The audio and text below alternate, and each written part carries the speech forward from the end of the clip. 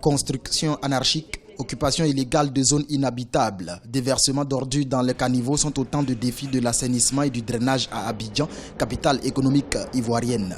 La saison pluvieuse en cours a déjà fait plusieurs morts du fait de fortes précipitations et du non-respect des normes en la matière.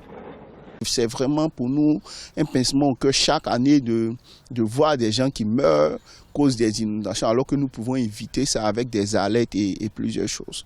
Pour pallier ces défis, le gouvernement prévoit la mise en œuvre du nouveau schéma directeur d'assainissement et de drainage d'Abidjan de 2020 à 2030. Sur un budget estimatif de 585 milliards de francs CFA pour lancer la première phase, les bailleurs de fonds entendent mobiliser près de 738 milliards de francs CFA pour un meilleur accompagnement de ce projet.